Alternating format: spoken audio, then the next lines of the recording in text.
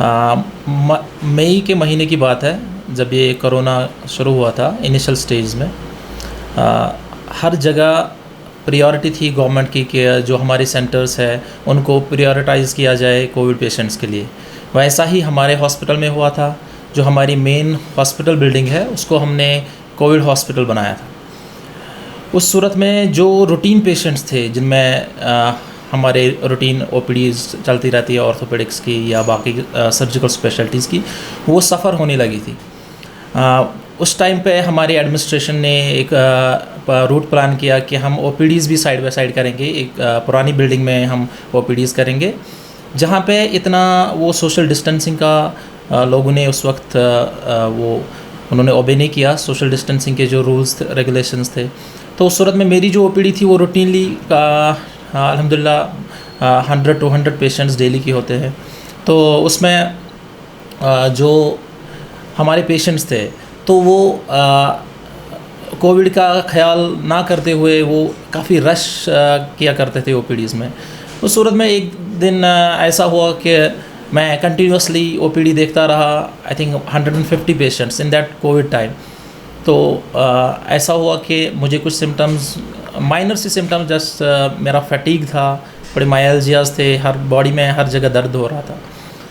तो ईद का टाइम था, ईद सेलिब्रेट करने आया था, तो हम एक साथ थे, एक गेट टुगेदर था फैमिली का। उसमें क्या हुआ कि हमने जब ईद में हमारी जो फैमिली गैदरिंग थी वो हो गई, उसके बाद उसको ट्रैवल करना था।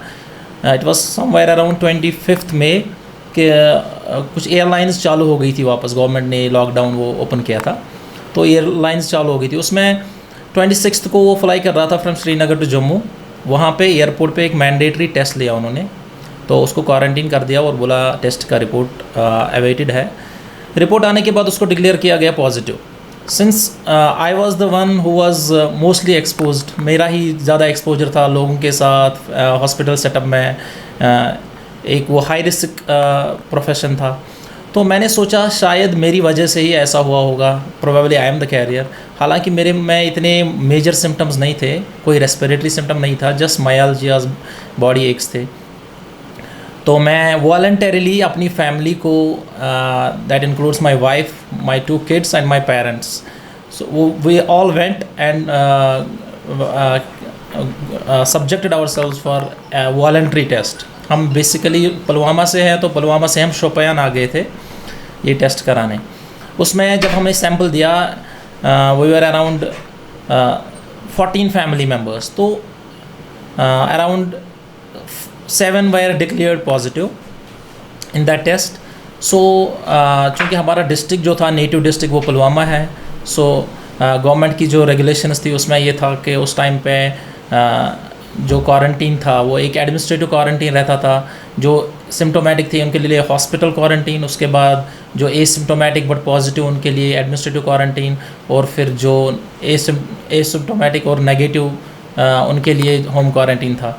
तो accordingly I had to follow, I had to stop my duties. तो मुझे हॉस्पिटल में क्वारंटीन में रखा गया along with my father and my brother. जो मेरा दूसरा भाई था वो जम्मू में था। मेरी वाइफ, मेरे किड्स जो थे, that included my 5 months old daughter और मेरा एक 2 साल का बच्चा, वो दोनों along with my wife they were quarantined in district hospital Pulwama, and me along with my brother and one of my brothers and my father, we were kept in Pampur in a hospital, private hospital. इस time पे इतना stressful situation था मेरे लिए, मेरे parents के लिए। I was not able to talk to my wife, see my wife, my kids, my 5 months old daughter, जिसके लिए मैं बहुत परेशान हो रहा था। मेंटल ट्रॉमा था, फ्रेंड्स ने फ़ोन किया, it was very confusing situation. I could not blame, I mean I cannot blame anyone for that. It was just probably we are not taking the necessary precautions, we were taking it easy. जो यहाँ के patients थे वो शायद precautions नहीं ले रहे थे। काफ़ी डायरेक्ट कांटेक्ट में था मैं पेशेंट्स के साथ। अराउंड 150 पेशेंट्स तब भी मैं देख रहा था जब सिचुएशन वर्ल्ड वाइड काफ़ी ज़्यादा एग्रेसिव हो गई थी कोविड के रिलेटेड। तो अराउंड 15 डेज़ के लिए मैं क्वारंटीन में था हॉस्पिटल में, then another 15 days at home for home quarantine. मैं यही कहना चाहूँगा कि जो लोग हैं वो काफ़ी इजी ले रहे हैं इस इन्फेक्शन को। हमारे पास कोई वैक्सीन नहीं है, जो हमारा वैक्सीन है वो हमारी मास्क है, वो हमारी सोशल डिस्टेंसिंग है। अगर हम वो नहीं करेंगे तो obviously we are going to suffer, everyone is going to suffer. Slowly जो गवर्नमेंट की रेगुलेशंस थी लॉकडाउन की वो अनलॉक हो गई, तो लोगों ने सोचा कि शायद कोविड चला गया, लेकिन अभी भी हम देखेंगे डेली के 500-700 केसेस रिपोर्ट हो जाते हैं और हमारे पास पेशेंट्स आते हैं अभी भी ओपीडीज़ में जो कि पॉजिटिव पाए जाते हैं लेटर ऑन। तो मैं लोगों से आम पब्लिक से मैं यही रिक्वेस्ट करूँगा कि आप सोशल डिस्टेंसिंग का पालन करें, आप मास्क पहनिए, मास्क के बगैर प्लीज़ किसी सोशल गैदरिंग में मत जाइए और सोशल गैदरिंग से अवॉइड कीजिए। अगर आपको कोई भी शादी है, एनी गैदरिंग, प्लीज़ उनको अवॉइड कीजिए, रेस्ट्रिक्ट कीजिए जिनको आप इनवाइट कर रहे हो, काफ़ी नंबर जो है उनका वो कम रखिए।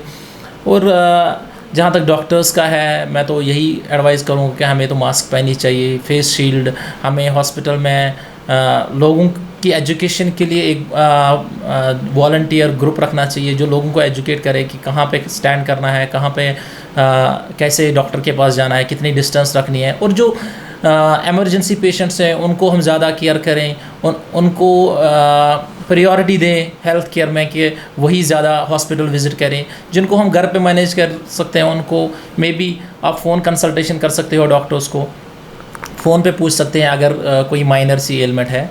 Unless and until it is compulsory, you should not visit hospital setup, because hospital is one place where a lot of infections can happen.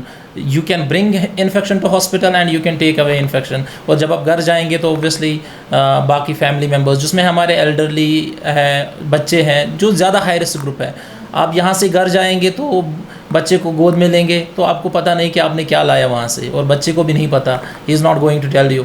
और उसके जब सिम्टम्स हो जाएंगे आप बोलेंगे माइनर सा ज़ुकाम है शायद, या डायरिया है, कुछ नहीं है, दवाई देते रहेंगे और in the end it turns out to be COVID. तो अल्हम्दुलिल्लाह एक बात है कि जो बच्चे हैं उनमें कोविड का जो मोर्टेलिटी है वो बहुत कम है, तो फिर भी हमें ध्यान रखना चाहिए, स्पेशली जो एल्डरली एज ग्रुप है और जो छोटे बच्चे हैं उनके रिलेटेड। मेरी फिर से एक रिक्वेस्ट है लोगों से कि प्लीज़ हॉस्पिटल में आएंगे, कहीं पे भी जाएंगे तो सोशल डिस्टेंसिंग और मास्क यूज़ कीजिए और बाकी गैदरिंग से अवॉइड कीजिए। मैं तो एक एपिसोड याद कर सकता हूँ जो बहुत ही क्रूशल था, वो ये है कि मेरे बच्चे को जो 2 साल का है तो वो बोल रहा था कि पापा हमारा खाना सुबह आता है, हम खाना खाते हैं, हॉस्पिटल में रुकते हैं, शाम को हम सो जाते हैं, सुबह फिर से उठते हैं।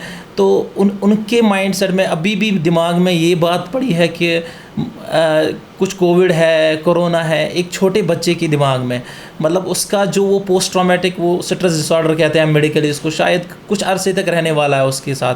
तो एक छोटी उम्र में उसको ये देखना पड़ा। मतलब मैं नहीं चाहूँगा किसी और बच्चे के साथ ऐसा हो जाए, क्योंकि ये बच्चों का जो है माइंडसेट है वो चेंज करना वो बहुत मुश्किल है।